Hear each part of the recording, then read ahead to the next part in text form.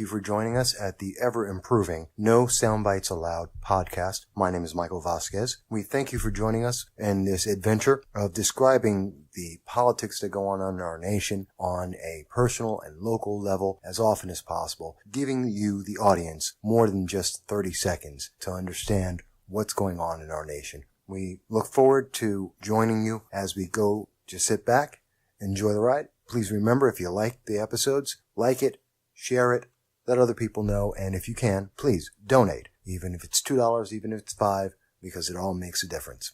We thank you, and here we go.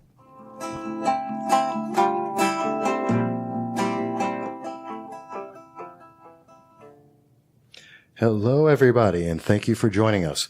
That's right, this is another episode of your favorite program. This is the No Soundbites Allowed with your host, Michael Voss, the Dragon of the Southern Tier, and we have a great episode for everyone. This is a special edition of the program, and as you know, that means... Newsflash.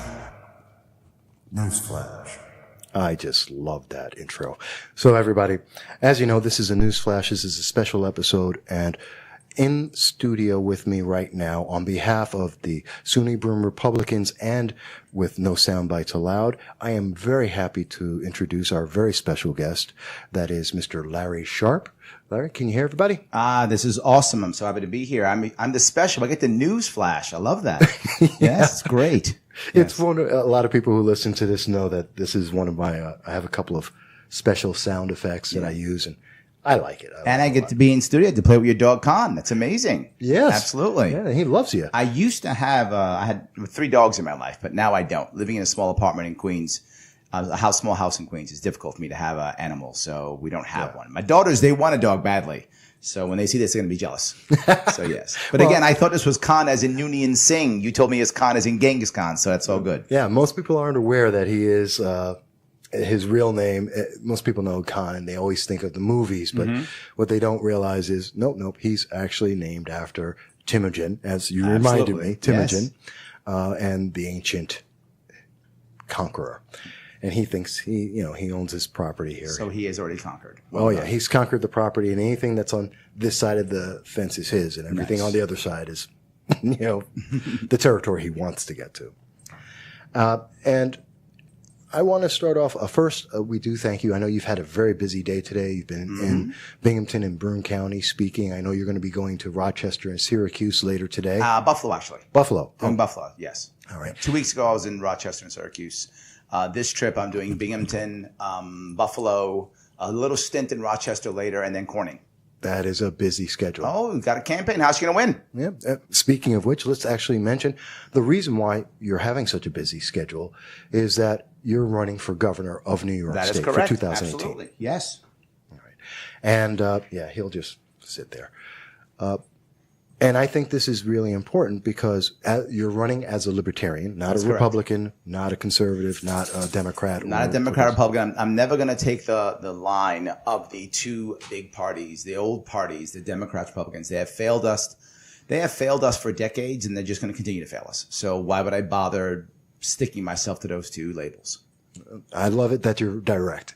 And for everyone out there, this is going to be a really good episode because Mr. Sharpe, myself, we're both former Marines. There we go. Semper Fi. There is Semper Fi, do or die. Hoorah! And there's never going to be a moment where we're not going to be able to be direct with each other. Absolutely. So with that said, I want to go take a little step back in history to let people know. Some may be familiar with my MVASS, that's MVASS.com, the Voss Political blog, where I've been writing for the last 12 years. And in 2016, I actually had the opportunity to meet you for the first time then when you had come to Binghamton. And this was on November 14th of 2016 when the Libertarian Party had its after-election meeting. I remember that. Yep. And you had come down and I actually taped it, interviewed you and several of the other members. And we have video actually of that, so people can go and look and see that as well. And so this is not the first time that we've met, nor is it the first time you've been in Binghamton. And I think that's always a plus. Yes. I travel. I used to go upstate often to help other candidates. But I wasn't the guy actually running in those cases. I was helping someone else either raise money, build awareness, or also I have a training and a coaching and a teaching business where I actually go around and often do classes. I've taught at Yale. I've taught at Columbia. I've done sessions in Cornell, all over the place. So I will travel sometimes for business upstate also. That's your business, which is the Neo-Sage. That's correct. That right? Okay. Yes, I do my homework. I pay attention to everybody. Mm-hmm. And I think that's important for people to know that you're not just for the first time popping out.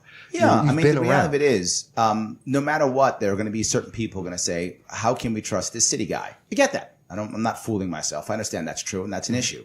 So there are two ways I'm trying to handle that. The first one is spending a lot of time upstate. I'm never going to shake the fact that I'm a city boy. And I am that. And I'm not ashamed of that. I'm happy and proud of that. That's what I am. I don't have a problem with that at all. I am. With that in mind, doesn't mean that I can't understand upstate better. Of course I can. And on top of that, I'll be looking to other people within my campaign, within my cabinet, to help me to make sure that I'm doing the right things for Western New York and Central New York and upstate New York. Of course I am. But there's a third piece. My concept is a new concept. I'm a libertarian, which means I'm not about the guy in Albany knows everything. I'm the opposite. I think the local people know it.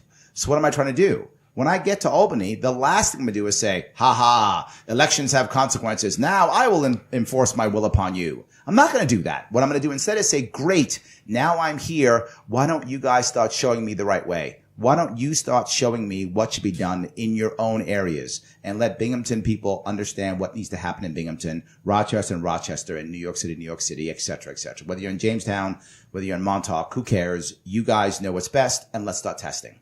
I was outside of Rochester at Nazareth College about 2 weeks ago, right? Talking to a bunch of the kids there, and I asked them a question. I said, hey, how many people here share your homework? And a lot of parents were there, so they were kind of, should I say anything or should I not? But many of them actually put their hands up. Then the rest all put their hands up, and I said, yeah, I know you do. This is a sharing world. How many of you in high school shared your homework? And they all put their hands up. Of course, because this is a sharing world, a sharing economy. The government hasn't figured that out yet. The answer is not to say, I know what's right in Albany, now let me impose my will upon you. The idea is let everyone locally begin to figure out what's right, innovate, have their ideas, become entrepreneurial. Look, Binghamton used to literally be called, if it still is maybe, the parlor city, right? Yes. The idea that entrepreneurs were the ones who exploded here, right? That was the whole goal of Binghamton. That was the whole piece behind it. Well, why don't we bring that back to the entire state, and things that fail, we discard, and things that do well, we share. The answer is always, but Larry, things are going to fail. You're right. But right now, we're failing en masse. So why don't I instead allow some local places to fail versus everything failing, and then we help them and show them the right way? Yeah. Well, I always have to say, and I believe this very strongly, I always have, and I'm a conservative Republican myself, but I forgive you. I hear that a lot from various, usually from Democrats, but I get it. But I always like to say, part of, and I think we've all said this, who really pay attention to the Constitution. The Constitution doesn't guarantee success. It's not supposed to. It's not equity. Yep. What it is the opportunity. And that means to have that opportunity also means we have the opportunity to fail. Absolutely. But failure gives us great successes. 100%. Think about Edison. 1,001 ways to he found 1,000 ways not to make a light bulb, and one that actually worked. Well, this is the issue. Like I've actually in many cases stopped watching the old biography movies, because they're the same movie, right? It's some guy or gal tries to do something great, falls in their face, but guess what? Gets back up, right? And when they get back up, boom! All of a sudden, now they become great. That's the actual American dream. The American dream isn't you walk here and the streets are paved with gold. No, you come here and there's open opportunity. Again, I've used this often too. If I had to talk to every one of your audience members now and I said, what's the one thing that I could give you? And by the way, I got this from Aaron Comey from New York City. He gave me this and I now steal it all the time from him. What's the one thing that I could give you, everyone in this audience, that will make you happy right now and happy 10 years from now? And the answer is nothing. There's no way I can know what every person wants to be happy today. And even if I could, 10 years from now, we'll want something else. Yeah. So all I can give you as government is the ability to pursue happiness in the way that you see fit, which will include both successes and failures, But that's what I want to do. Government should not be an enforcer. It should be a facilitator. And to your point of being conservative Republican, that's wonderful. Why is it wonderful? Because being a libertarian, I'm not going to judge whether you should be conservative or liberal. I'm just going to make sure that I'm not one who imposes my will upon you. And you are free to be as conservative as you want to be or as liberal as you want to be, as long as it is voluntary and no one's forcing it on you. Absolutely. Well, it's one of the principles that I have always gone by on this program and in every interview. I want to make sure every voice is heard. Yes. Because without that, we can't elect the best people. Absolutely. We can't move forward issues that are important to people unless we get to hear those voices, hear the reason why they're good, they're bad. And I think a lot of, in my experience, a lot of progressives, individuals, groups like Citizen Action, that I've experienced try and say, no, you have to hear our one view. We have the only view, and anything else is wrong. And I cannot stand that, and I oppose that. And for everybody else, I think let's talk about it. Let's see where we either have a middle ground, or maybe you have a better idea than I do, or maybe I have a better one, but we'll never know. Maybe your way's right for you and my way's right for me. Exactly. And maybe his way's right for him and her way's right for her. Right. Maybe there is no right way. Maybe it's just what's right for the individual. Okay. If it makes you feel good to be liberal or you feel good to be conservative, I don't have a problem with that. I have a problem with you saying, no, you must be my form of conservative. You must be my form of liberal. That's my problem. I completely get you. The problem we're having now is politics, but Democrat and Republican, the old party politics, has become tribal. True. It's become the point to where it doesn't actually matter if you're right or wrong. It matters that I win. And that's all because you're evil. You're the evil tribe if you're not who I am. If I'm a Republican, you're a Democrat. Democrats are evil. It doesn't matter. I must beat them. So it comes to a point where, okay, I know my guy killed one person, but that guy killed 3. So vote for my guy. How about I vote for someone who's killed nobody? Good point. But we don't have that option anymore because we're so concerned. The old parties have sacrificed values for victory. The Republican Party, so you're a conservative Republican, right? Yes. The Republican Party is supposed to be about less government intrusion, supposed to be about smaller taxes, supposed to be about supporting small business. Right. That's not true in New York State. If you're a Democrat listening, the Democrat Party is supposed to be about civil liberties. That's not true in New York State. These things aren't true. The rhetoric is very different, but they govern the same. And for your Republican audience, remember something. The SAFE Act was passed by both Democrats and Republicans. Yes. King Andrew and all of his henchmen. They all passed the SAFE Act. It wasn't like one group said, I can stop. That's not what happened. No. And I've recorded those votes, and I'm very upset. I've always been upset about that because I can't stand the SAFE Act. So why in the world wouldn't you instead vote for a real reformer, vote for a libertarian, vote for someone who will actually make changes, vote for someone who can actually make things happen, because he's going to be attacked no matter what I do. No matter what I do, they're going to beat me up. Of course, I'm the third party guy. Do you think I care if I get some anger from the left or from the right? No. But more importantly, if a libertarian, if a real reformer is actually taken seriously, gets 20, 30, 40, 50%, wins this election, it will make for better Republicans and better Democrats. If you are a Republican and you decide to vote libertarian this time around, here's what's going to happen. When they see that I am real and viable, and when I get the actual authority that the press will hear me, now someone can go to that Republican and say, wait a minute, why aren't you about small business? Why aren't you about less taxes? Why aren't you about lowering taxes? Why aren't you about that? And someone will be heard. You can't hear the Democrat if you're a Republican because they're evil. You can't hear a Republican if you're a Democrat because they're evil. But when you're a third party, I can say, Democrat, you're supposed to be about civil liberties. Why aren't you? Right. And consequently, on the other side for Republicans, you're supposed to be about upholding the Constitution and rights. Why aren't you doing that? That's correct. And for both of them, hey, how about we manage our money and lower our taxes? How about we not think the answer is always just spend more money? Right. How about we don't always think the answer is taxpayer funded, insert thing here? Right. Whenever there's a problem, the first step is taxpayer funded. And the problem with taxpayer funded is over 100,000 New Yorkers are leaving our state every year. About 100,000 are leaving every year. Right. They're running away from our state. As they run away from our state, but we still have the same, or if not a growing budget, well, guess what? Taxes have to go up. That's math. Because right? you got to make up that difference. That's and math. It's actually been 1.1 million over the last 8 years of Yes. Governor Cuomo being in office. Over 100,000 every year gone. Yeah. Right? That's a problem that we're not fixing. And the answer is, if you're our dear leader, the answer is, you know what? We'll change the taxes how it works. So I won't get you on property, but I'll get you on payroll. I won't get you on payroll, but I'll get you on gas. I won't get you on gas, but I'll get you on this. But I'm going to get you. And it's more spending, more spending. He's proud that we supposedly only a 2% increase. How about a 0% increase? So that would be the best. And Yes. How about God knows we've never seen that. But 1 second. And now, as the listeners know, we normally take a quick break every 15 minutes. So please stay with us. This whole episode is just you, but we just want to take one of the breaks because that's what everyone's used to. So bear with me 1 second. We're going to go right into our commercial break. And folks, obviously, this is fun and interesting. We're not done yet. We'll be right back.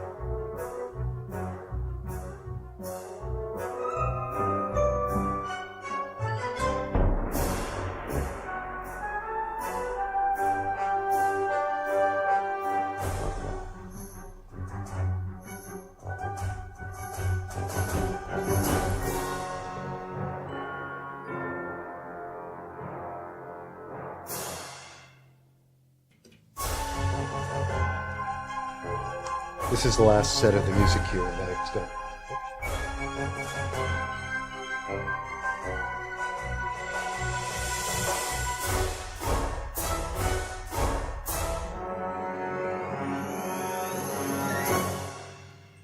Hello, everybody, and thank you for joining us back at No Soundbites Allowed, also being presented by the SUNY Broome Republicans.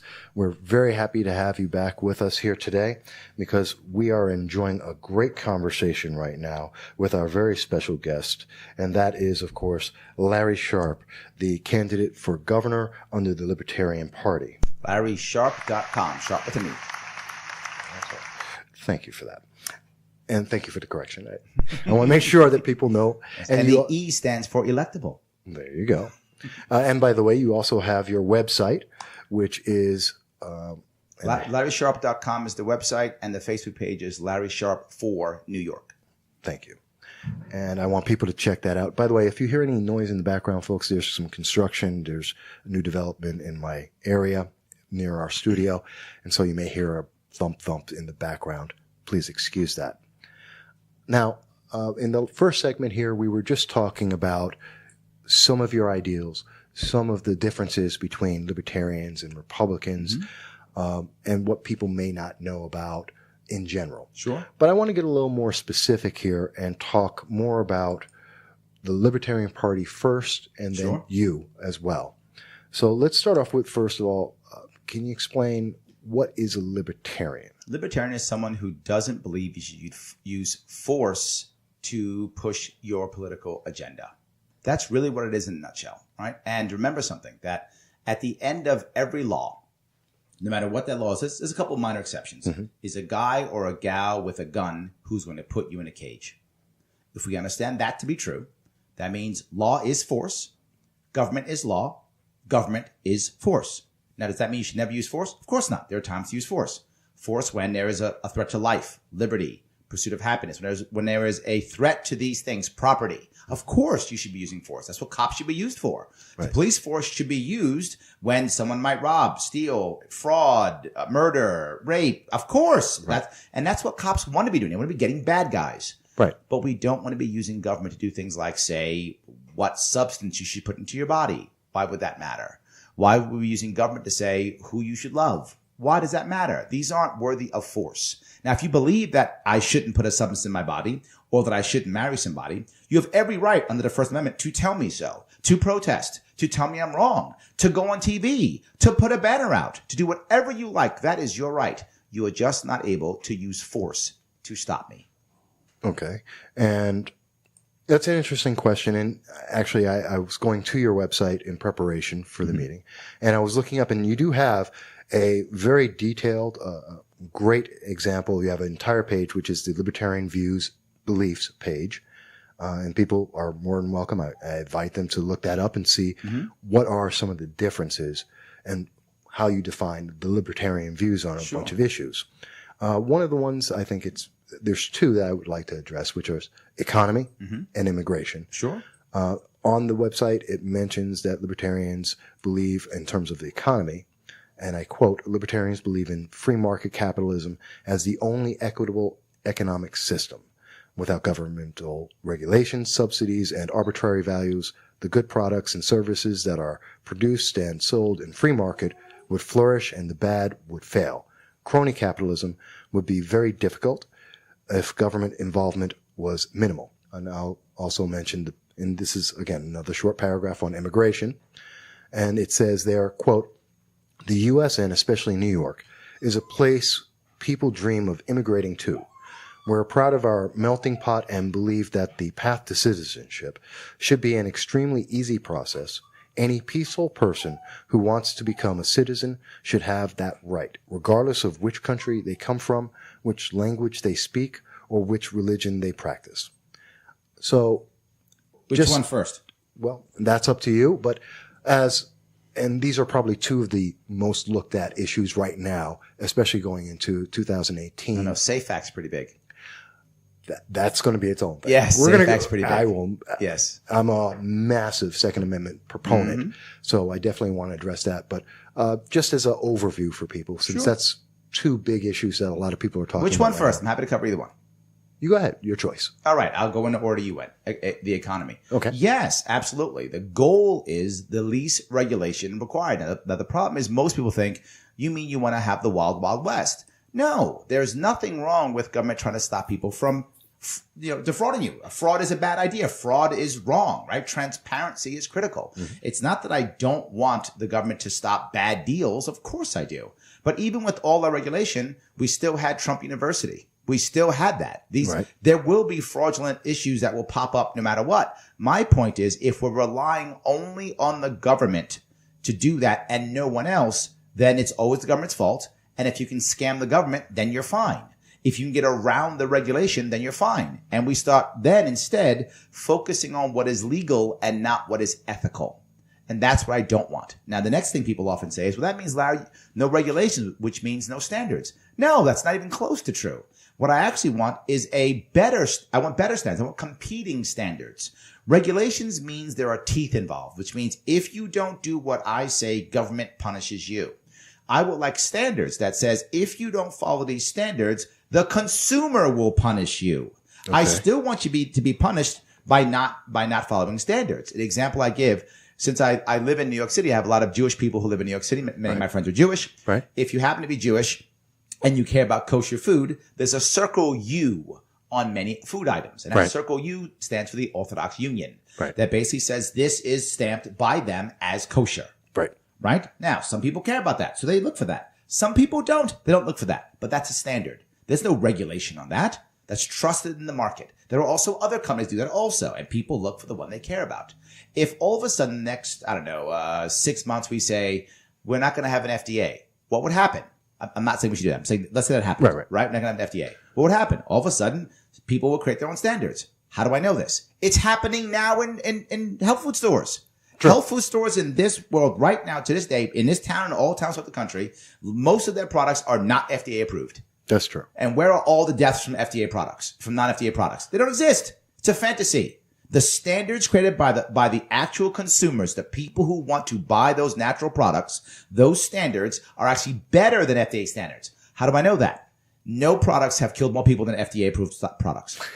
And not just that, 80% of all, right now, drug addicts started on an FDA-approved opioid. That's true. So FDA has done far more damage than any health food store could ever imagine to do. So I do want standards. Of course I do. I don't even mind if the FDA still exists, but let the FDA exist as one standard. The FDA shouldn't have teeth and be able to punish. The FDA should say, here are the standards the government says so. Do you want those standards? Follow these rules. You get FDA stamp. You don't want it? Good luck. Okay. And what would happen is what happened in the health food stores. Other organizations would have competing standards. The problem with government standards is they only get changed when government bureaucrats decide to change them. True. The good thing about actual standards in the marketplace is consumers will change them as required. You will actually get safer standards, more up-to-date standards, and competing standards. Again, my example is the health food stores. It's already happening. So the free market, the consumer-driven market, is far more important, far more powerful, and safer than an FDA-approved market. Okay. And let me make sure that I understand, because in listening to that, I understand it as you're looking at governmental regulatory bodies being more as watchdogs. Yes. Almost like judicial watch on them. Absolutely. Or the press is supposed to be. Yeah, supposed to be, should be, in theory. Yeah, yes. Theory. But the idea is that you're describing is they are the governmental watchdog for the public, saying these are standards we've come to understand, or we as a nation accept, and these are products that maybe they have a website or whatever yes, or stamp and say, okay, this has met the standard as we understand it right now, and you have the option. You can go with that product, or you can go with some other product. And some people will trust the government and will care about the FDA, and they will buy only FDA-approved products. And good for them. And some people won't. How do I know that? Again, health food stores. Some people only buy their vitamins at a health food store, non-FDA approved. Some people will only get FDA approved products. Neither is the wrong answer. They're both fine. Again, as my point I said earlier, I'm not here to tell you what's right or wrong. I'm here to allow you to find your happiness in the way you want to find it. And if that means getting something that I might think is weird and doesn't work, it's not my body, not my business. It's your body. It's your business. It's okay. However, one big caveat. Yes. Again, government, if there is fraud, if they are lying, if the product doesn't do what it says, or the product doesn't have what it has in it, that is fraud, and government should step in and punish that company and those owners. And that goes back to the enforcement. That's correct. That we're talking about. They should enforce it when someone is non-transparent or lying or fraudulent. Of course, that's still a crime. Okay. But in that case, there's a victim. Okay. So when there's at that point, it goes from the watchdog to the enforcement. Absolutely.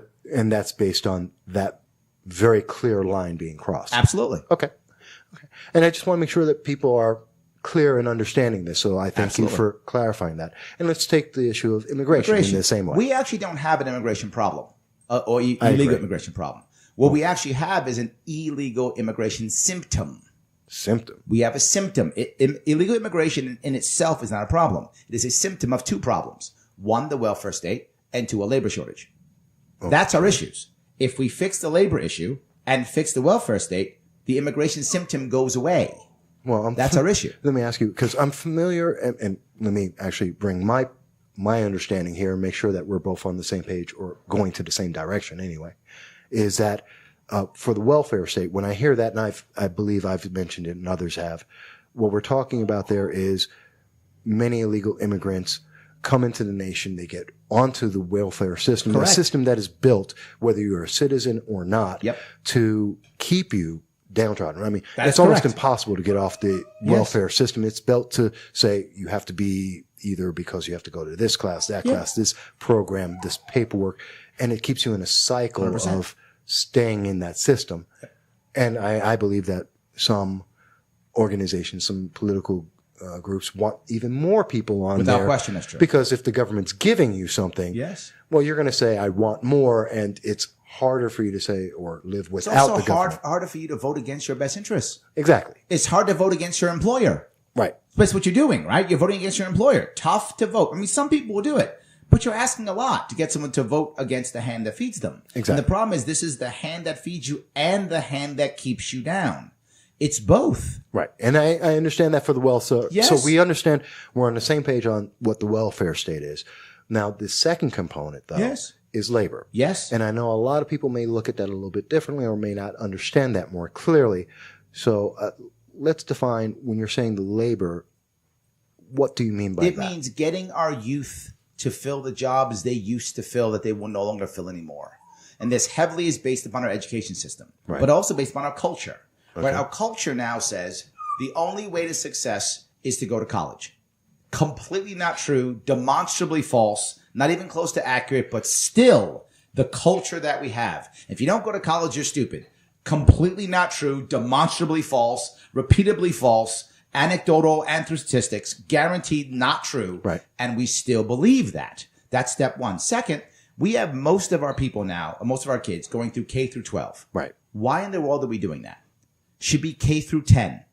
10. K through 10, that should be the end of high school. Now, either go to trade school or go to specialized school to get you into college. One of those two. Because Okay. right now, there's so many kids now, 16, 17, 18, the last 2 years of high school, they're smoking weed and playing video games. There's literally thousands of them doing this. We're losing all that initiative. We're losing all that energy. We're losing all of that. And now we expect some kid who's been the last 2 years taking gym and study hall, most of his last two classes, to all of a sudden be a good college student. And then we wonder why the average kid takes 6 years to finish college. Well, why? Not just that. This is already happening, by the way. Right. My daughter got into a school, Columbia, was finishing school in, Columbia Secondary School in Manhattan. Okay. And she's going to be basically finished her high school by the time she's 16. And she'll be taking college courses in 11th and 12th grade. And then here in upstate, in Rochester and Syracuse, we already have CTE, which is kids at 16, 17 going off to basically a BOCES type environment, right? But the problem with that, which while that's awesome, the problem is it's looked down upon by our society. It's like, oh, they can't go to college. But here's the funny thing. The kid who goes to BOCES and becomes a plumber or a tradesman, he's going to make more money than a kid who had a master's degree and now is a barista in Starbucks. I know. And It happens all the time. Again, this is demonstrably the right answer, but our culture has broken. And we should be saying, I should be the guy, the marketer in chief of New York State saying, let kids start working at 16. Let that be the norm. Some kids should be going to finishing school to go off into college, and they should be studying AP chemistry and history and stuff. Of course they should be doing that kind of thing. Good luck, go. But a lot of kids should be coding, which doesn't require a college degree. Right. Making apps. Some kids should be under the hood of a car. Some kids should be going to becoming a nurse. They should be going to specialized medical school. Okay. So they should be doing things that make sense. You might say, but Larry, what if they make a mistake?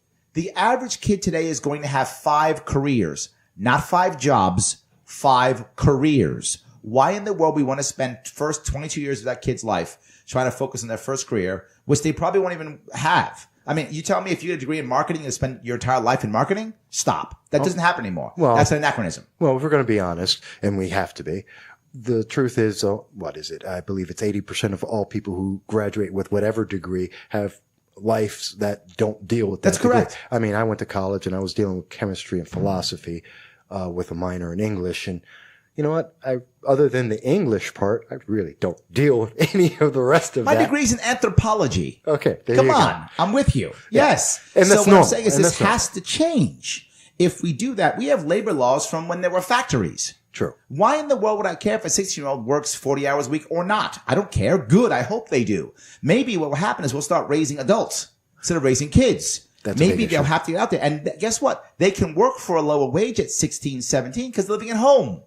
Okay. If they're working for a lower wage, they will take those jobs. When they're 16, 17, and we give them some energy, some purpose, some reason, some validity in life, they may jump on it and find something they like. They find something they like, they'll work hard. We won't need illegal immigrants. Okay. We won't require them. Have you seen a tradesman today? Well- Find an American-born tradesman today. He's 35 years old or older. Way older. He's probably 50 or 60. Yes. And everyone else who works for him is illegal immigrant. That part I don't know. You see it but all the I know, time. I do know that I do know that there is a defined and well recorded shortage of tradesmen, whether Absolutely. it's plumbers, carpenters, electricians. We are in a shortage of, especially machinists. Absolutely. We are absolutely in a deficit, and this is something that's becoming well, I believe has already gone past the critical stage, but this is something that in 20 years we are going to be desperate for. If we don't turn it in New York State now, more people are just going to leave. It's just going to happen. More people are going to leave. We have to begin to help our farmers so that we don't need so many migrant workers. We've got to be able to help our small business owners so that we don't have to need so many immigration workers. Look, I'm all for immigration. I think immigration's awesome. I love the idea of immigration. Let's have a very smart legal immigration process and get rid of the welfare state and fix the labor problems. And we won't even care about immigration anymore. We'll be happy to have them, because the difference is no one will think they took our job, because we'll all have good jobs. We'll have good immigration. We'll have good jobs, and we can have both. Okay. Well, and this has been going by, as you notice, folks, as I told you, it's a great conversation. We're having a lot of information. We're actually set for our second break. So bear with me. We're going to take another 2 minutes here. And then we're going to come back. And that segment, I want to focus a little bit more on the race itself, 2018, sure, and where Larry Sharpe stands for New York in 2018 and beyond. So, folks, just hold on. I know you're looking forward to this. I am. And we'll be right back with you in just a moment.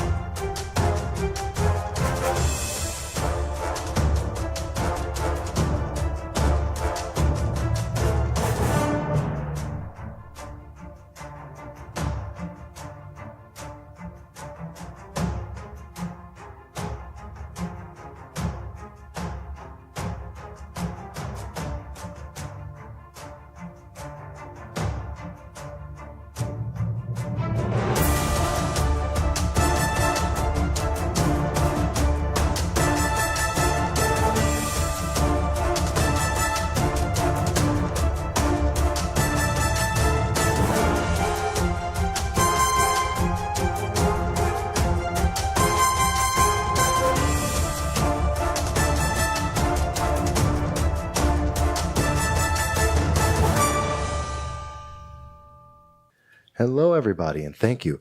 We're having a great conversation here with our very special guest, Larry Sharpe of the Libertarian Party, who is going to be running in 2018 for the governor of New York. And, you know, he makes a very compelling argument right now. If you're listening, I think you agree this man needs to be heard more and more. And voted for in November of 2018. Well, I never tell people who to vote for. I will. Vote for me in 2018. There you go. There we go. Yes. But I definitely am glad that we have the opportunity to get your voice out there, because that is the number one thing. And I think people are going to be very interested in hearing what you have to say. It's compelling. Speaking of being compelling, I want to go into more so some of the issues, some of the background about Larry Sharpe and the race for governor in 2018. As I had mentioned, we had spoken once before, and I had covered you in November of 2016, which is on my website, mvas.com. And you can see that at that time, you've been talking to us, and one of the things you mentioned is that you didn't want to just wait around for someone to come from the Republican Party, like in that case, and I have a quote about that, about Rand Paul, and waiting for him to come over to the Libertarian Party, or a Democrat or a progressive coming over and saying, hey, this is really where I actually stand. You want to promote the growth of the Libertarian Party itself, and you wanted to move that forward because of those values. How has that gone? My worry has been always that the Libertarian Party has always hoped for a savior. One person's going to come by and save the party. And it's been a common problem that we've had. I don't want that. I don't want a savior. I want hundreds of heroes. I want a lot of people to show up and realize this is the right answer and to begin to join our party and to begin to run. Now, do I have anything against Rand Paul or Amash or even Tulsi Gabbard? No, I don't have anything against them. If they want to come aboard, that's great. But I don't want to kind of say, come aboard and save us. I would like us to be a more vibrant, viable party first, and then they agree and go, you know what? Yeah, this is a great place to be. This is where I need to be all along, and then come join us. So I'm not against them coming, but here's my worry. If we're not a vibrant and viable party when they come, they will basically take over our party. It will become the Rand Paul party. It will become the Tulsi Gabbard party. Become the whoever comes. If more Democrats come, we'll become Democrat light. If more Republicans come, we'll become Republican light. I don't want to be Republican light or Democrat light. I want to be a real libertarian third independent party. That's what I want. And that comes from us growing grassroots. It comes from people understanding that what I'm saying actually does make sense. It is the right answer, and to come aboard. And again, whether you're conservative or liberal, that isn't the issue. The question is, do you want to enforce your will on others? If you don't, welcome. Okay. And I can see why many say, and I looked up several sites in my research on you, why they mentioned that you're very pragmatic, well-liked, well-known, and well-spoken as a leader within the Libertarian Party. But a leader's job is not to necessarily just dominate. A leader's job is to create more leaders. Okay. Right? So I'm trying my best. If you watched, you see I travel the country. Right. Trying to teach and train and coach and support other candidates. Right? Here in Binghamton, Sean Zemansky's running. Right? Right. Sean Zemansky's running here in Binghamton. So, hey, I want him to go. He was at my event last night. Yeah, he hasn't announced yet. Hear me speak. I apologize. I was going to try and make that event, by the way, for people who are not aware. You had an event on the 18th in Binghamton from 6 to 8 p.m. That's correct. To allow people to know more about you. Yep. I happened to be out of state at the time, so I wasn't able to be there. And I know Sean has not, I don't believe he's officially announced I don't yet. care. Love him anyway. Okay. He's in my party. If he hasn't announced yet, he's going to announce. And he's another opportunity for you to vote here in Binghamton. There are libertarians throughout the state running. Right.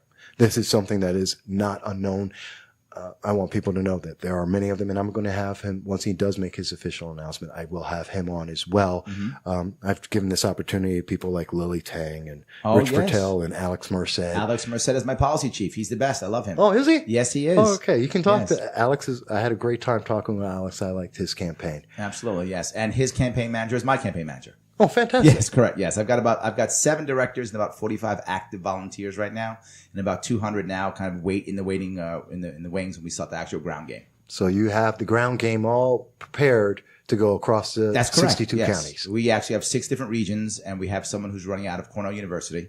So yes, absolutely. And we have, alliances with other groups who are going to help us out to move across. Yeah, we're in to win this. This is the thing people don't realize. There are about 18 million New Yorkers, give or take. Right? About 12 million are eligible to vote. Again, give or take, about that, depending on how you do it. Right? About that. But only about 4 to 5 million New Yorkers ever vote. Sometimes less. Sometimes 3.5. less. Yeah. That's correct. Sometimes less. But I'm hoping this is an exciting one and 4 or 5 million will vote. That's my hope, right? That many vote. Still, there's a bunch of New Yorkers who don't vote. Oh, yeah. And this is a plurality state. I don't have to get 51%. I have to get more than the other guy. True. I get 35%. I'm the governor. I get 1.7 million votes. I'm the governor. This is a winnable election. Absolutely. True. But here's the easier part for me. Cuomo is disliked by even Democrats. True. They just hate Republicans more. It's true. Democrats who vote for Cuomo, very few of them go, I like Cuomo. They don't. It's tribal. The other guys are evil. Therefore, I vote for the only guy I have. The Republicans, look, locally Republicans are very viable in New York State. Mm-hmm. Statewide, they are not. Not in 2018. Right. In 2018, there will not be a Republican governor. That's a fantasy. The state's simply too blue. And enough people don't vote. So that's not going to happen.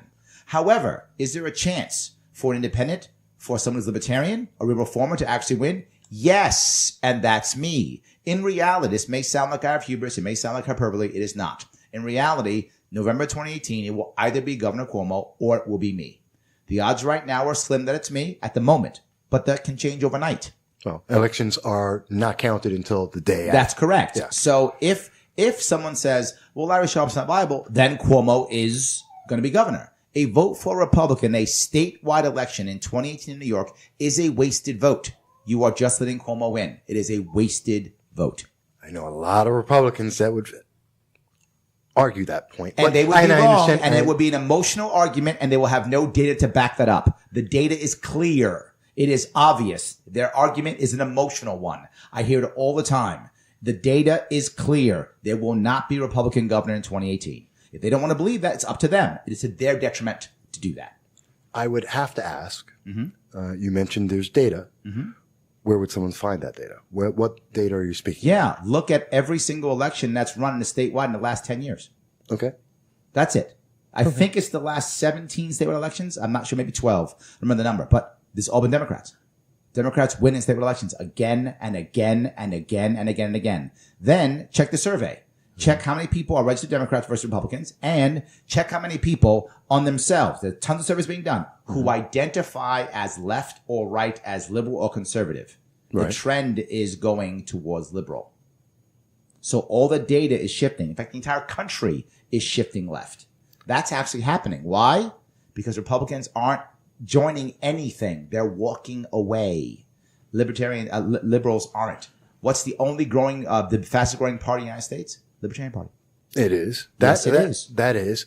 The other numbers, I'm not as familiar with. Please check them out. I will, but I wanted to make sure people had the opportunity to look them up and make sure, because I don't know. That's one number. I know a lot of numbers. Mm-hmm. That's not one of the ones I know off the top of my head, but I did want to bring that up. I should also, I did my due diligence, and I would be remiss if I didn't also bring up something that I'm sure people in looking over the information are going to ask about, which was the vote back, or the announcement on February 3rd of 2018 about the LNC, which is Libertarian National Committee. Mm-hmm. You had made an announcement at that event, about a resignation. And I did make an announcement at that event. I resigned the next day. The next day? Yes, actually late that evening. Okay. I resigned from LNC. I was a member of the Libertarian National Committee. Mm-hmm. I resigned. I resigned because I felt that the actions taken by the LNC weren't indicative of how I felt and what I thought was correct. And when that happens and you're a member of a board, you should resign. I've been an officer in public companies in the past. Mm-hmm. That is what you do, right? If I can't, and I tried to get the LNC to change to be the way I believed they should be. The LNC doesn't want to be that way. They have every right to be any way they want. They're a private organization. Good for them. No worries. I don't fit, and I'm okay with that. So I did the right thing, and I resigned. Has that had any impact on your run in for governor or in New York's? If anything, it made me more popular, if anything. That's because good. It showed that I know how things work in the real world. Okay. If you don't fit with an organization, you use your right of association and you change. Okay. I'm still a Libertarian Party member. I'm still a lifetime member. Right. I still love Libertarian Party. I just no longer want to be part of the Libertarian National Committee. That's all. Okay. Well, I wanted to make sure, since I had you here, mm-hmm. from yourself to everyone else, so that they know what's actually going on. 100%. I don't like secondhand mm-hmm. guesses about things. No worries. When I can get the firsthand. Absolutely. Yeah. And let me ask you, in terms of issues, mm-hmm. Because I think we've got a good hold of who are you, who is the Libertarian Party. Okay, let's ask about the issues. So we did immigration already in the economy. We did immigration and the economy, but I want to ask you, for people thinking, okay, we elect Larry Sharpe as governor of New York, and the top 3 issues that he is going to work on being an immediate change would be. There are so many issues, and this is the hardest question to answer. And my media chief, Absolutely. Zach, always gets mad at me. He's like, why don't you have the 3 things? He's watching. Because there's so many things that I want to talk about. I want to spend hours talking about this because there's so much to talk about. But let me give you a couple things that I'll do as governor. I'm realistic as governor. The first thing is, when I'm governor, I'm going to have an assembly and a senate that are against me. Right. I know that. I'm going to have a media that's against him. I have a lot of people who are against me. I get that. No worries. I understand that completely. But that can be an advantage. An advantage is because you get beat up so much, eventually you kind of become immune. And an example probably is Trump. Trump gets beat up every single day. Yes. And at one More point, than he should be. He's like, whatever. Well, fine, whatever. At one point, it becomes almost like another thing. Right? Dead noise. Yes, exactly. So a part of that, I think, could be an advantage over time, as long as I can hold on for the first several months and kind of just get past it. But there are a couple things I can do in general. Number 1, I can use selective enforcement. What does that mean? I can set priorities for enforcement and realize there are certain... I can't, as governor, repeal a law. No. Right? Can't do it. No. But I am responsible for how I enforce the laws. Right. So I can change the enforcement priorities to all of a sudden decide to focus on one thing, which is small business regulations. Okay. That's a big one. Yes. Focusing on small business regulations. Why are we so concerned about... And look, I'm a kid from the Bronx. In case you didn't notice, I'm a person of color. And I know about a black woman's hair. Right. I understand that that's a thing. I get that, right? I grew up with that. I understand that. Oh, yeah. So let me ask you, why in the world are there so many regulations on braiding hair, washing hair, running a hair salon? Yeah. There's been a few new ones I just noticed. Yes. In the news What the other does some day. bureaucrat in Albany know about a black woman's hair? Nothing. Very few. Yes. Other than the one or two who are also That's black. correct, yes. Yeah. But what does that bureaucrat specifically know about a black woman's hair? And if she happens to know that, how about a white woman's hair? How about a Hispanic woman's hair? How about an Asian woman's hair? Why does it even matter? Leave them alone. I want to stop worrying about those licenses, those regulations. With a very good general overview of this, would you ask your friend to do it? Would you ask your friend to braid your hair? Sure. Yeah. Why is there a license? Would you ask your friend to take out your gallbladder? No. How about a license? Very simple. That's the concept, right? I like that. There'll be deals and there'll be gray areas that we'll figure out. Right. But the concept is with that basic concept. If I'd ask my friend to do it, why do I require a license? You know, I talk often about the vaping industry. The vaping industry is being licensed out of existence. True. For what reason? There are people who actually use vaping to quit smoking, to lose weight, to get off of drugs, right? People do that. Let them. So the first thing is focusing on that and selectively deciding what I'm going to enforce. But I'll go one step further. What about the SAFE Act? I'm going to stop enforcing the SAFE Act. Okay. And within the first 90 days, begin pardoning victims of the SAFE Act. There were too many people. Big. Yes, I will begin pardoning, and I say it, victims of the SAFE Act. Anyone who was actually charged with a felony under the SAFE Act, as long as it wasn't violent, that needs to get removed. Okay, so for not commuted. We're talking expunged. That's correct. Gone, expunged. They should have never been arrested in the first place. Okay. That has to go away. And then once I do that, we'll realize, wow, this guy's not playing. There are a bunch of people who actually want to get rid of the SAFE Act, but they're afraid. Yes. If they get rid of the SAFE Act and someone does something stupid, and somebody will. Of course. Of course, what's going to happen. And they're going to be, see, it's that guy, that gal, that assemblywoman. It's her fault. She did it, and get rid of her. No, it'll be my fault. It's going to be the evil Governor Sharpe who did it. All his fault. No worries. Out of the, give or take, about 1,000 people have been charged with SAFE Act violations, right? Yeah, well, a little bit more. A little more, yes. But I don't remember exactly. Last time I checked, it was around 1,000. And almost, as I'm aware of those cases, I believe 990 of them are nonviolent. It's failure to register, failure to notify, or the big one that I really hate is you were prescribed a medication by a doctor for sleep or some other minor issue. And because you've received that medication in violation of HIPAA law, New York State is aware of it, and they revoked your ability to have the Second Amendment and went and actually seized people's firearms, which they're in court for. Absolutely. So those things have to stop. Just end, right? As I begin to pardon those. Now someone's going to say, but Larry, this one guy or gal went out and did something stupid. And I'm going to say, yeah, that one person did, but these 900 didn't. And this country was built on the idea that I would rather have a guilty person go free than imprison an innocent person. Okay. I believe that, I always have, and I still do. So I will take the hit for one person that does something stupid. They would do something stupid no matter what. And these 900 people are now free, and they're back in their lives, back with their property, don't feel like the state is against them, and hopefully will stay in New York State and grow. So I'm totally okay with that. I'm happy to do that. But not just that. I even go to marijuana laws, right? If no one should be imprisoned for having a plant in their pocket. No one should be imprisoned for having a plant in their pocket. Now, people often say, but then there's going to be crime in the streets. No, if you rob someone's house to get your marijuana money, that's a crime. But I don't care if you rob the house to get marijuana money or because you like their TV or because you're bored. I don't care why you rob someone's house. You robbed a house. That's a crime. Go to jail. You beat somebody up. You rob somebody. That's a crime. Go to jail. But because you physically have the plant in your pocket, that's a crime. That's embarrassing. That's terrible. That's got to end. Then let me ask, okay, there's a couple of things with those last couple ones. So let me deal with the first one. Right, you're the conservative Republican, so you'd be mad at me about that. I forgot. Well, and I want to ask because, and I've, as some of my listeners know, I've run for Congress myself. And so I've had this discussion with libertarians before, and it's come up, the drug issue.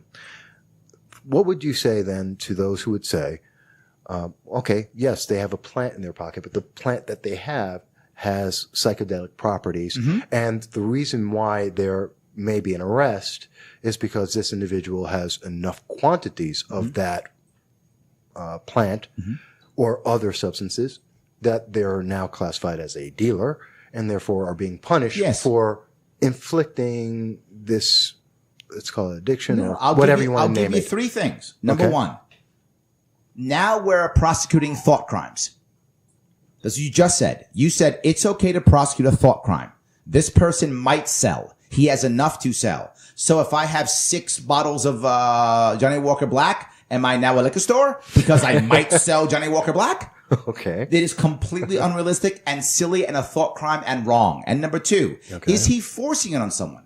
Is he putting a gun to someone's head and say, smoke this? No, he isn't. Someone's purchasing that.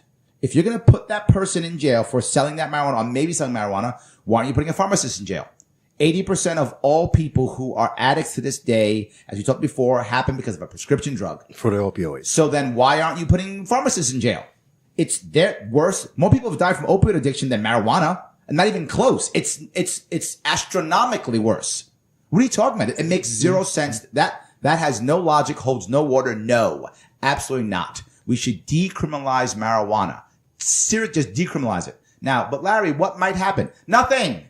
Here's what will happen. Good things. How do we know? We see it in Colorado. We see a reduction in opioid deaths once they decide to make marijuana legal. We see in Portugal, when they made everything, decriminalize everything, two-thirds decrease in opioid overdose. Now, they didn't say you can sell it in the stores. They simply said there is no crime for having the substance. None. That is not a crime for having the substance. And that's what I'm saying. There is absolutely no way that someone who is an addict should be treated like a criminal. They're an addict. They have a medical problem. Medical problem, not a criminal problem. You tell me someone who's an addict, right? And I know because my mother was an addict. Okay. I know my mother was a convicted felon. My uncle. I lived this. Yeah. Yes. And everyone who's listening knows somebody. Yeah. That's correct. And what I'm saying is, if you have an addict, they lose their livelihood. They lose their job. Yeah. They lose their friends. Right. They lose their health. They lose their good looks. They lose all these things. And you think, you know what we need? Prison. That'll solve it. How cruel are we as a society to say that's the right answer? You know what the right answer is? Rikers Island. Are you kidding me? That's the right answer? Come on. I understand your points, and you make several good ones. Here comes the but. No. What I will say is we need to talk more about that. Okay. Because I like you're bringing up the arguments that are actually very good arguments and very valid arguments, and I think they deserve further discussion, and I don't hear them. Mm-hmm. Other than when I talk to libertarians, I really don't hear these. Well, this even goes to economics too, because why aren't they able to grow cannabis or marijuana or hemp? Right? They can with regulations that make it impossible. Again, crony capitalism. You should be making for farmers who want to grow hemp or who want to grow marijuana. They should be like onions. Right. That's it. However a farmer has to deal with onions, that's how they deal with marijuana. That's how they deal with hemp. Done. That's it. But now once that gets into the marketplace, well, great. Now it's like rat poison, right? Because I'm serious. Okay. Yeah. Right? If you use rat poison to kill rats in the way it's supposed to be used, there's no crime. If you give rat poison to a minor, that's a crime. Oh, absolutely. If you give marijuana to a minor, that's a crime. Okay. So if you do things that are illegal or horrible with the substance, that's still a crime. But if you want to use marijuana to treat your pain, to chill out instead of using alcohol, maybe you're an alcoholic and marijuana is better for you. Maybe you have pain and you don't want to go on an opioid because you have addictive personality. You'd rather use marijuana. Why in the world should I be stopping you? It makes no sense. Okay. It's an economic benefit. It's a personal benefit, and it's ethically wrong to be putting people in a cage and ruining their lives, either because they have a plant in their pocket or because they have a medical issue. Okay. That's a strong point. And I'm glad that you made it clear, because a lot of people will have that question. Of course. And I think it's great that we get to have that clarification. Hang on one second. I want to look at your manager here. What are we doing? We're wrapping up, or? If you want to do one more segment's fine. One more segment? Mm-hmm, sure. Okay. Then we're going to take a quick break, and I thank you for the extra time. Mm-hmm. And then we'll come right back, folks, and we'll finish up our time with Larry Sharpe. I think it's been exciting and interesting, and I think you're all going to love it. So we'll be back in just a moment as soon as I figure out how to get my music back on here. It's the fun of it.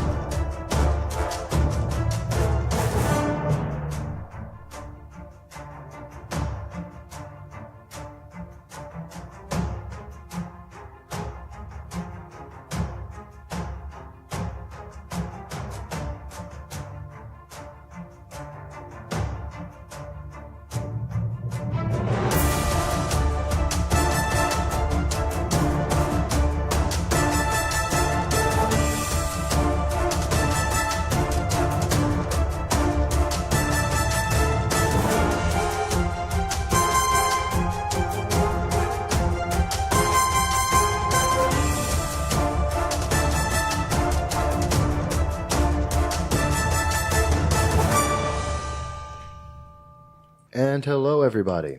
We're back again, and I think we've been having a very exciting time and a great conversation with my special guest, Larry Sharpe of the Libertarian Party, who is running for governor of New York in 2018. We've covered a lot of ground. I can't even summarize it all. We've just been covering everything about what it is to be a libertarian and the viewpoints, about some of the issues you are passionate and care about, some of the changes that we're going to see in our nation. And we're going to continue that part of the conversation. And I thank you, folks. I just want to make sure it's very clear. Larry has, and you don't mind me calling him Larry. Not at all, please. Larry he was in between a bunch of engagements today. We got lucky to get him when we did, and he has given us some extra time here to even speak a little bit more. So we really, really appreciate that, both from SUNY Broom Republicans and No Soundbites Allowed, to be able to have some more conversation. There's two areas that I do want to address that are also important in the 2018 election. And one of those is going to be property rights. Mm-hmm. Another one is about transparency and ethics. Absolutely. The easier one is probably property rights. So let's just knock that out really quick. In terms of that, so you're talking about that goes into fracking, that goes into wind farms, solar. It goes into people's backyards, having their home, what do they call it, backyard, making your home farm. So whether it's chickens or you're growing food or whatever, these are all under the idea of the property rights. And we know that New York, super regulated.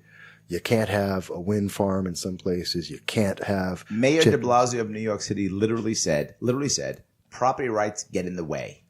Yes. And he got reelected. Which is amazing. Yes, he literally said that. Governor Cuomo said, no worries, we can fix this. That's why we have eminent domain. Yeah. And literally what he said. And as a homeowner myself, my property is mine. In theory.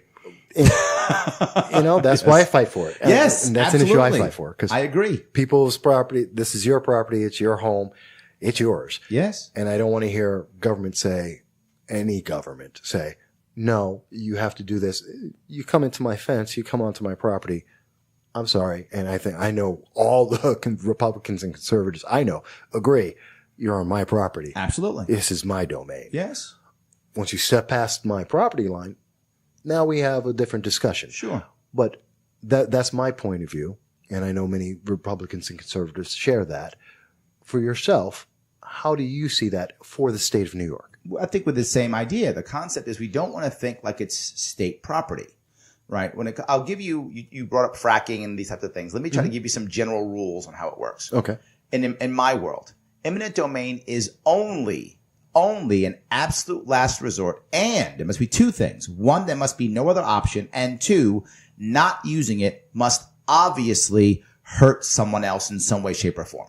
Okay. So right? Harm is caused by inaction. That's correct. Not action. And it's the last resort. Okay. If those two things are true, then I'm okay with eminent domain, which means 99.9% of the time I'm not okay with it.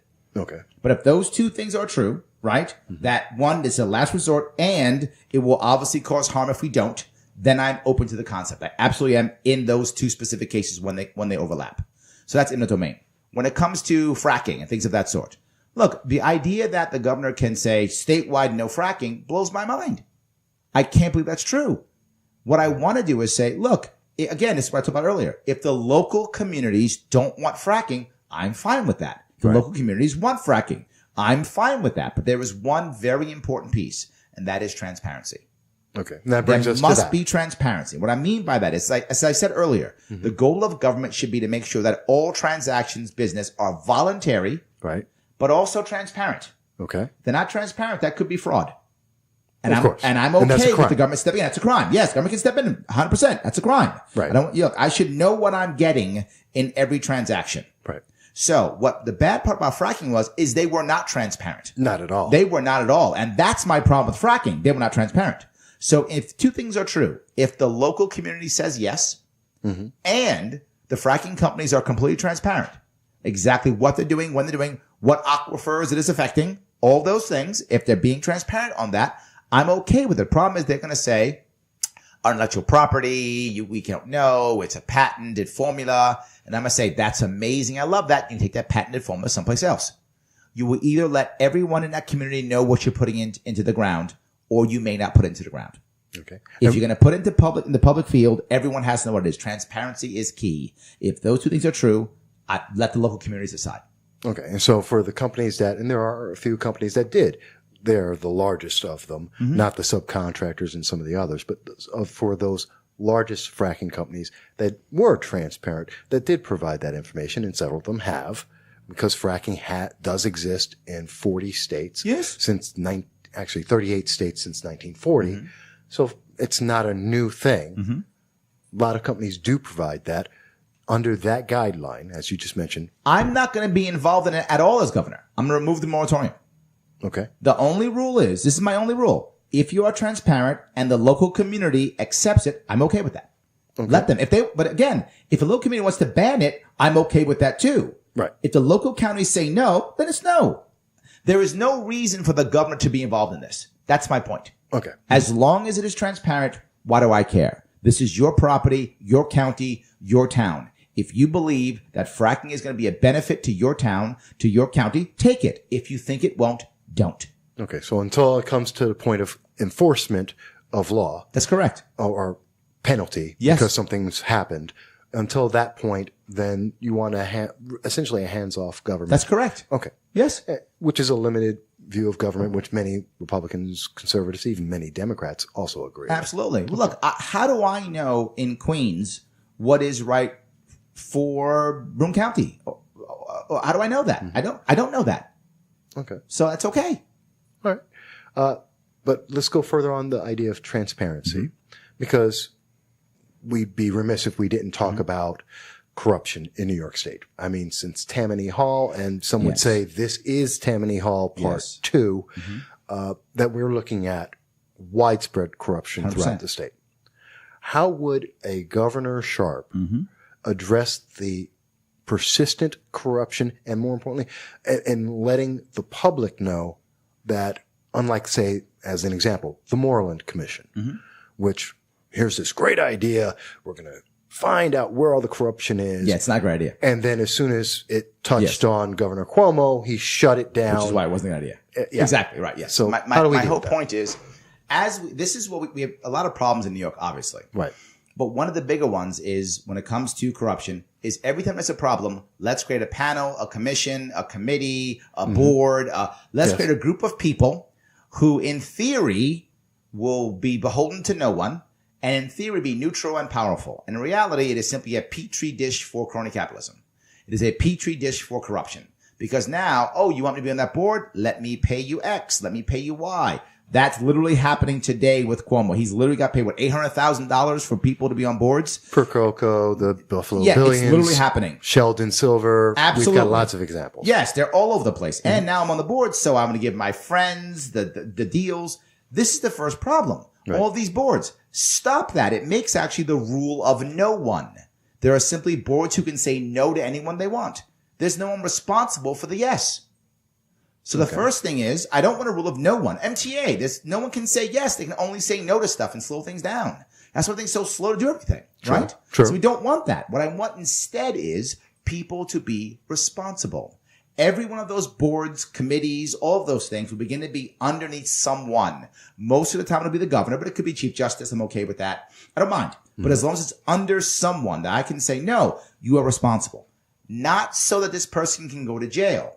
So this person can actually have the power and the responsibility to fix things, to say yes. So someone's responsible for making it happen. That's what I want. But then it won't be fair. Yes, it will, because one person will be transparent and it's on them to make it happen. And that's what I want. These boards are just petri dishes for corruption and nothing gets done. Then let me ask you this about that, which is an innovative idea. I don't recall any politician I know of on any party that has mentioned this before. Well, this is the idea in business. I want to remove blame and assign responsibility. Okay. There's a big difference in that. Here's a problem. Percoco went to jail. Yes. Oh, he's going to jail. Well, he's about to going to jail. Yeah. Yes. And so what?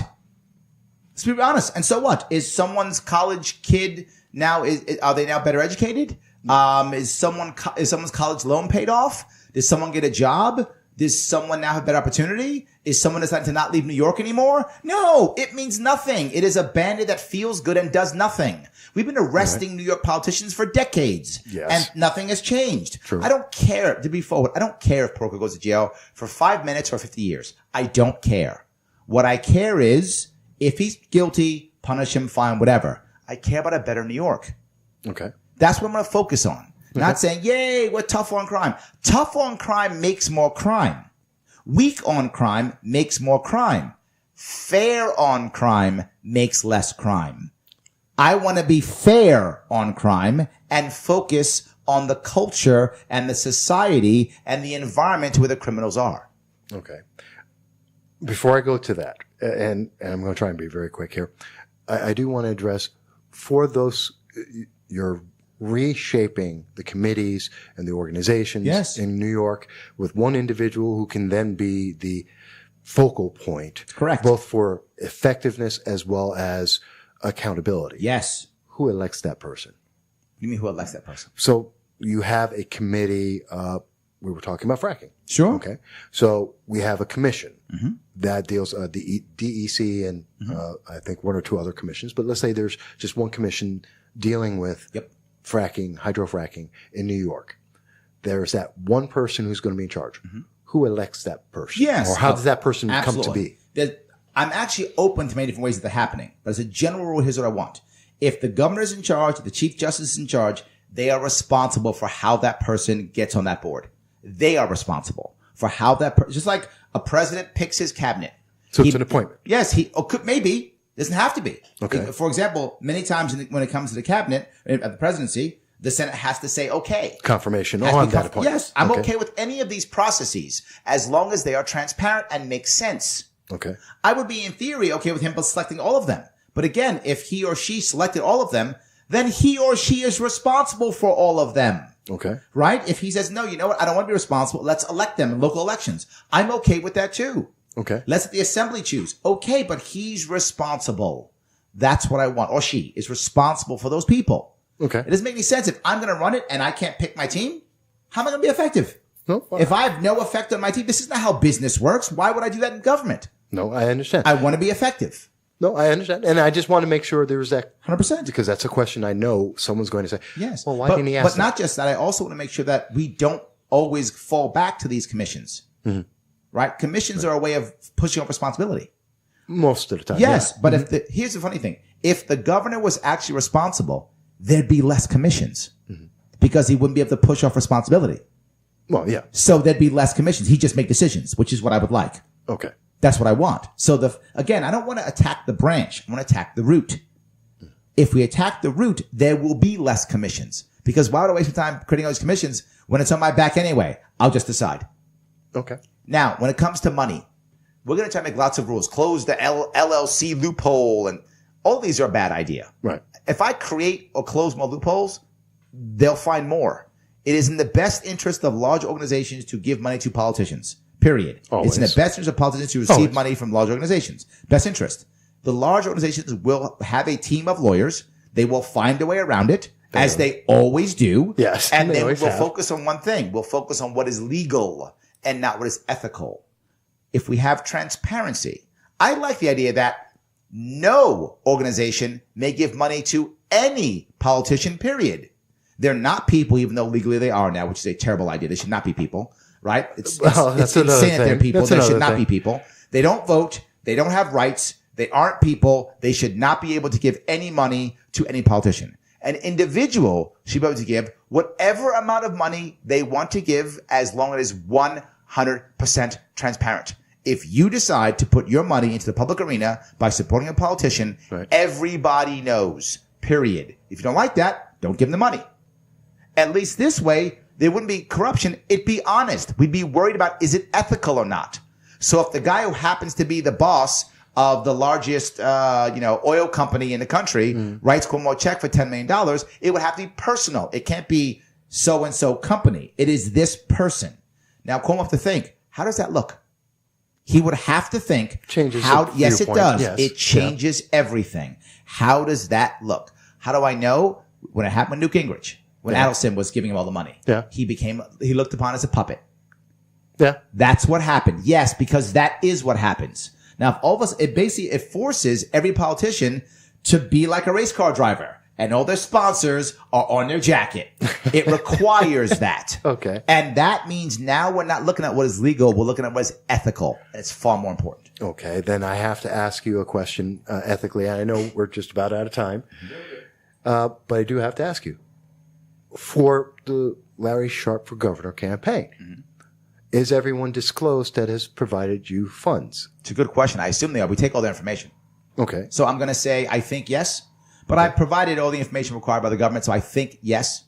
I actually picked a CPA who's licensed by the state, who actually has done this before, to be my treasurer. Okay. So my assumption is yes. I hope yes. If not, we'll do a amended form, I assume. But Okay. I believe we have. Okay. So if a corporation made a donation to you, you would disclose. Of course I would.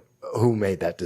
Absolutely. Of course I would. Well, no. Yes. Again, I'm making sure that people know. Yes. I know these are questions they're going to ask, and they need. No, to come ask. on. Let's be realistic. Yeah. Do you think the Cuomo team is not going to be? Oh, they're going to looking comb over. They're going to comb through. Of everything. course, looking for everything. They're going to look for everything. That's why I purposely picked a CPA licensed in New York State who had done this before to be my treasurer, because I knew that the Cuomo team, once they see I'm a threat, they're going to comb through everything and try to comb me a crook. Oh, absolutely. Guaranteed. So that's why I did it. So my assumption is yes, but I don't want to say on the record yes because I could be wrong. Right. No, and So, I respect that. I respect My that. assumption is yes. Yeah, I respect that.